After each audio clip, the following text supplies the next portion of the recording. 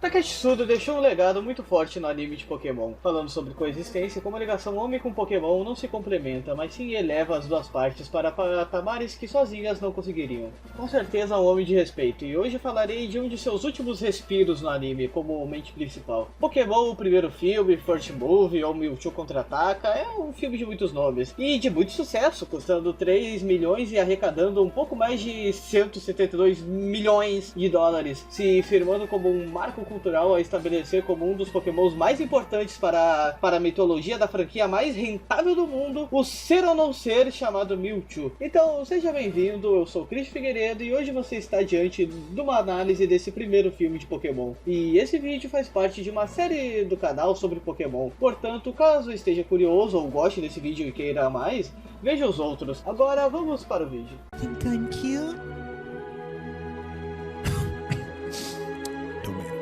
O filme começa contemplativo, mostrando a vida na sua maior naturalidade. O próprio narrador fala sobre a existência, do quão fantástica é ela, justamente porque humanos e pokémons estão sempre buscando seu significado, sendo o próprio exercício de procurá-los fantástico. Tudo isso é dito enquanto a representação mais pura da vida neste filme, o Pokémon Mew, atravessa as bolhas límpidas e claras do mar. Em contraste, finalmente cortamos para a voz desconfortável de fundo, questionando em tom pesado o porquê de sua existência. O corte é feito a partir das bolhas. Agora elas são escuras e sujas, não são naturais, assim como a água que se encontra uma vida feita artificialmente. Sendo esse o lugar de nascimento do Mewtwo, a perfeita antítese criada pelo filme em poucos minutos. E ele é um clone do Mew, feito a partir de um fóssil de tal Pokémon considerado extinto pela humanidade devido à sua tamanha raridade. Catapimbas? Acabei de rimar? Nesse começo também podemos ver o quão inteligente é o Mewtwo, muito provavelmente graças à sua capacidade psíquica elevada. Então, rapidamente Pokémon já sabe que é um experimento, sabe que não é natural e foi criado por aqueles ao seu redor. Sua reação perante tais verdades não é entrar em choque e nem ficar confuso. Mewtwo simplesmente pergunta para o seu criador: e agora? De novo, devido à sua inteligência, a resposta vazia do doutor, o experimento não acabou, trouxe uma certeza para Mewtwo. A certeza que sua existência não tinha um propósito. Era o capricho daqueles cientistas a qual ele considera inferior. Mas mesmo os menosprezando, o Pokémon ainda se prende a uma coisa dita por um deles. Mewtwo é dito ter sido criado para ser o Pokémon mais forte, inclusive mais forte do que o retentor original de seu DNA. Após toda essa conversa, Mewtwo destrói todo o laboratório e a partir desse momento, na minha opinião, a narrativa vai construir o personagem do Mewtwo como um experimento narrativo para a perspectiva humana sobre a vida, tudo na roupagem de falso messias. Por que eu digo isso? Não é fácil de responder, então vamos com calma. There are consequences to saying the N-word. Why? How do you know? How do you know? Mewtwo é uma existência elevada, acima da nossa, e em um dos roteiros rejeitados de Takeshi Sudo sobre uma futura sequência cinematográfica de Pokémon, podemos ver algo que vai ao encontro dessa minha interpretação. O autor tinha a ideia de fazer um filme sobre um Pokémon fóssil ressuscitado, e o final desse filme seria com o mundo literalmente acabando, devido a esse Pokémon ancestral revivido, sobrando apenas o Mewtwo após o fim da vida na Terra. O Pokémon estaria calmo e pensando sobre sua existência. Então o filme acabaria e sim, isso é muito distante de qualquer roteiro dos milhares de filmes de Pokémon. E dá pra entender o porquê dele não ter ido às telas cinematográficas. As telinhas do cinema. Mas atenção a um detalhe. Mewtwo é uma força da natureza. A personificação do existencialismo. Quando o mundo acabar, terá Mewtwo. No final de tudo, refletindo sobre o porquê disso. Digamos que ele é uma personificação da consciência do mundo. Portanto, como tal, ele reflete porque não existem respostas prontas. No filme, ele também reflete, porém, aqui ele é uma força motora, criando através da sua reflexão a urgência do protagonista de trazer uma resposta. Tudo porque, mesmo ele sendo uma existência elevada, com poderes acima de todos, podendo mover o mundo com o balançar das mãos, mesmo tendo um intelecto inato para compreender o mundo de forma que nós humanos nunca conseguiremos, tudo porque ele é um ser iluminado, ainda assim Mewtwo está preso a um problema material. Desde o momento onde foi dito ele ser o Mew 2, digamos assim, há uma insegurança no Mewtwo sobre a sua existência e o porquê dela. Mas o problema não está nele questionar, isso faz o Mewtwo ser o Mewtwo, esta criação híbrida do divino e humano. O problema está no Mewtwo se prender em meio ao desespero do existencialismo a uma resposta direta do que ele é, uma resposta dada pelo seu criador. Já dita por mim antes, né, você é o Pokémon mais forte criado para ser mais forte que o original. Depois de ouvir isso, o filme continua com Mewtwo se prendendo a tal afirmação desse ser inferior, porque ainda que seja verdadeiramente iluminado, diferente daqueles que acham conseguir controlar a vida através da ciência humana, do mesmo jeito aquele cientista era seu criador e ele, como recém-nascido, achou nessa resposta sólida algum norte. Aliás, outra prova dele estar preso ao material e também prova da sua infantilidade como característica importante é quando os protagonistas vão ao seu reinado de terror e o ambiente escolhido pelo Pokémon para provar seu valor é uma arena Pokémon, um campo de batalha típico de ginásio, e isso se dá porque o Mewtwo, no começo do filme, é manipulado pela lábia do Giovanni, então o Pokémon acaba por ficar um tempo com ele, e querendo ou não, ele acaba pegando certos valores do mundo humano, aquilo de mais supérfluo para si mesmo, o que deixa ele ainda mais longe da sua verdade, mais longe de sua eliminação, digamos assim. Sendo, caraca, eu falei digamos assim 2 vezes, né, que mania. Sendo essa fácil influência dos adultos à sua volta, traços originados da sua pouca idade. Genuinamente, o Mewtwo é um personagem infantil nesse filme. É uma pena a dublagem americana ter tirado boa parte desse aspecto do personagem na sua maldita localização. E o PT, hein? E o Lula? Falando dela, seria obrigado a fazer um parêntese, pois esse assunto é de suma importância. A dublagem dos Estados Unidos, que é a base para a nossa dublagem brasileira, mudou o tom dos diálogos de Mewtwo, saindo de infantil para maquiavélico, e a justificativa para isso é que dessa forma fica mais fácil para as crianças saberem quem é o vilão. Puta merda. Logo cenas como Ash desafiando para uma batalha Mewtwo se modificou de "você não manda em mim" para "você não deveria me desafiar", blá blá blá. O que muda completamente o sentido da cena, pois o Mewtwo, depois desse desafio do Ash, vai batalhar contra o protagonista. E pegando o diálogo original, fica claro o motivo ser pura birra. Nessa cena, o Mewtwo só não conseguiu deixar quieto. Ele ficou com raiva e fez questão de mostrar o quão mais forte era. Por isso, logo em seguida, os personagens vão justamente à arena Pokémon, que evidencia ainda mais o quão superficial o Mewtwo está sendo, usando das regras humanas tão odiadas pelo mesmo só pra mostrar uma superioridade. E ele tenta maquiar tudo com seu modo pomposo de agir, mas nada irá tirar sua hipocrisia. Entretanto, na dublagem americana, estadunidense, mas vocês entenderam,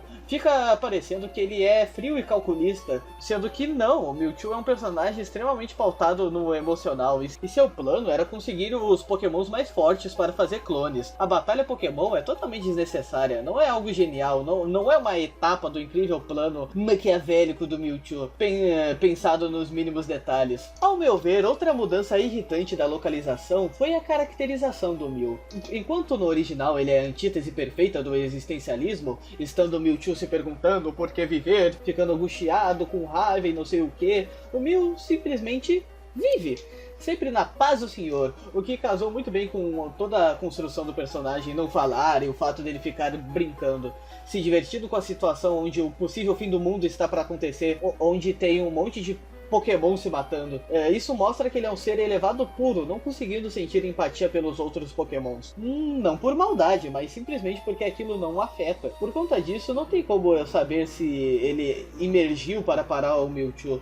Não sabemos o que ele pensa, o Mew simplesmente existe como essa força imparável e brincalhona, sempre estando em outro plano da existência, não se comunicando a ninguém. Resumindo, ele é um ser neutro, mas a dublagem faz questão de dar uma frase pro Mew super idiota. Ele fala que não se prova nada mostrando muitos poderes, pois a verdadeira força vem do coração. A justificativa para tal diálogo existir é a mesma que a anterior. Fica mais fácil para as crianças saberem quem é o herói. O que os imbecis da localização não entenderam é que o herói é o Ash, caralho. Ele é o brega, carambolas. Esse tipo de coisa faz eu ficar com ranço dessas dublagens ditas como clássicas, porque graças a esse motivo é quase impossível achar certos animes com um idioma original, pelo menos com legenda em português. Sabe, eu queria ver Pokémon legendado e Yu Yu Hakusho legendado, mas simplesmente eu não acho essas merdas. O único que eu achei dessa época legendado e com áudio original foi o Dragon Ball clássico, especificamente. E graças a Deus eu fiz isso, pois a localização de Dragon Ball, pelo menos o clássico, é uma merda. Se você viu Dragon Ball clássico dublado, você provavelmente não viu Dragon Ball. Eu digo provavelmente porque eu não vi, tipo, muitos episódios. Talvez com o decorrer da temporada eles melhoraram, mas no começo é bem... Só fica a dica pra todos assistirem o Dragon Ball clássico com o original, tá? Com a legendado e tudo mais. E eu não sei se é a mesma coisa no Z, mas ainda assim eu queria ver o idioma original só por causa de cenas como o Gohan falando Kamehameha ao invés de Masenko, o Kaioken e o Taioten sendo confundidos toda hora, ou o Kuririn gritando não ao invés de Goku. Sabe, é frustrante eu ter que descobrir uma característica importante do antagonista principal do filme, a qual eu assisto via pesquisas próprias. Afinal, eu simplesmente não consigo achar o primeiro filme de Pokémon legendado. Uma última coisa sobre dublagem, é sério que o Luffy e o Sop cantam a música de Dragon Ball GT e Skypiea? Porra é essa, cara? Virou Voice Maker, cara? Bah, que merda. Inclusive, deve existir algum episódio do Voice Maker que tem essa piada nada a ver de cantar a abertura de GT, porque é icônica, né, pra gente, os brasileiros, né? Porra. Nobody likes me anymore. It's these stupid beats. Oh, now come on. I bet they're not so bad. Terminando esse assunto, vamos falar do resto do filme, mas antes de terminar meu ponto com o antagonista Mewtwo, é importante comentar o protagonista, não é mesmo? Então, pessoal do YouTube, sabe aquelas teorias do Ash em coma? Há algo interessante a comentar sobre a concepção do Sudo, que lembra bastante essa teoria. Eu já falei com mais detalhes no meu primeiro vídeo sobre Pokémon, de 40 minutos, então só vou dar um breve resumo. O Takeshi Sudo havia escrito um final para a jornada do Ash, que seria ele acordando como um adulto, sendo todos os personagens metáforas para sua personalidade, aprendizados e metáforas para pessoas que ele de fato conheceu, algo que a própria teoria do Ash em coma faz. Entretanto, um elemento que a teoria esquece e que é de suma importância é o Mewtwo. Digo isso pois nesse final escrito por Sudo, o Mewtwo é citado como uma das coisas importantes para o subconsciente do Ash. Então sim, esse Pokémon lendário faz parte do aprendizado do protagonista e ele o reflete. Mas como exatamente? Na minha humilde opinião, o antagonista Mewtwo dá a dialética necessária para o Ash descobrir o porquê do valor de sua jornada, através de um elemento ao qual nenhum outro personagem tem como protagonista, o da antítese. Para quem não sabe, dialética é o exercício de fazer dois lados discutirem uma hipótese, onde um dos lados a defende e o outro a confronta, chegando naturalmente com o decorrer do exercício numa novíssima hipótese, pois nenhuma ideia termina a mesma depois de uma discussão dialética. No caso, Mewtwo torna-se vilão ao defender que o poder o faz superior ao outro. Portanto, sendo ele um ser criado para ter as mesmas características de outro, o único propósito que o sobra é o de ser melhor nessas iguais características.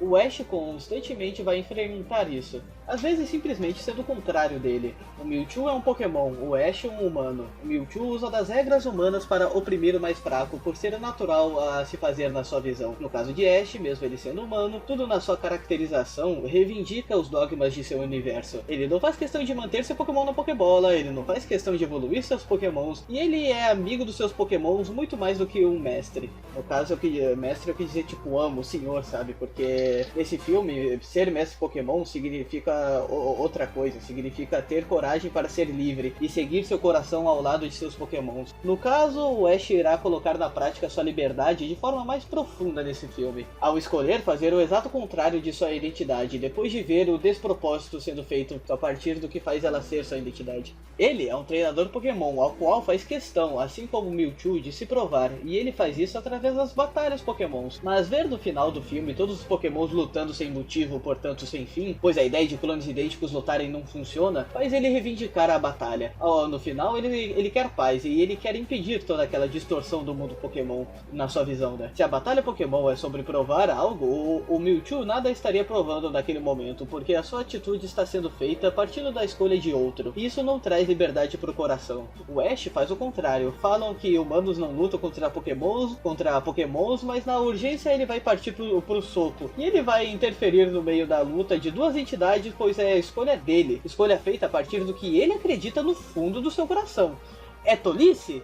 Mas é genuíno. O Pokémon, o Mewtwo, está sendo tolo e não genuíno. E nesse final tudo fica claro, porque o único jeito de parar sua loucura megalomaníaca seria mostrando o que caralhos é a vida. Mas espera um pouco, o filme responde o que é a vida?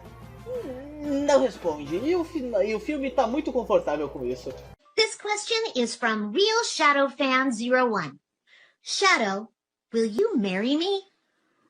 As forças do universo são um mistério. Como eu disse anteriormente, o Mil é um personagem inexplicável e ele é um signo para o universo no filme. Sendo assim, ele somente é, e por isso não há explicação para o Ash reviver através de lágrimas dos tantos pokémons na arena. Entretanto, o momento foi de suma importância, tendo em vista que ele demonstra para o Mewtwo o verdadeiro poder da vida, o de fazer uma escolha genuína. Naquele momento, o Ash faz a escolha de interferir na luta. Naquele momento, os pokémons decidiram juntos parar de lutar e chorar em luto pelo treinador, sendo tais escolhas advindas do fundo de suas vontades, frutos do real sentimento dentro de cada Pokémon na arena. E isso traz um milagre, sendo essa a síntese do estilo Takeshi Sudo. Um cara que se incomodava com os produtores falando que seus temas para filmes não eram infantis. Afirmações que ele responde numa entrevista com "eu nunca fui bom em fazer filmes infantis", entre aspas. Na verdade, se você explicar a uma criança a moral da história, há uma grande chance dela entender. O problema são os adultos que pensam demais. Dito isso, fica claro pra mim que o final tratar como um milagre o poder da escolha é feito para deixar bem claro a moral da história. A vida não é sobre o nascimento, e sim o que fazemos a partir dele. Quando Mewtwo escolhe ser o que quiser, ele alcança a iluminação, sumindo da nossa concepção de existência e virando algo a mais. Pra mim, isso é o que acontece no final, onde ele faz todos voltarem para suas vidas no mundo onde ele existe, como se ele sempre tivesse sido feito parte dele. Bom, esse foi o vídeo, espero que tenham gostado. Deixem um like, compartilham, é os guri.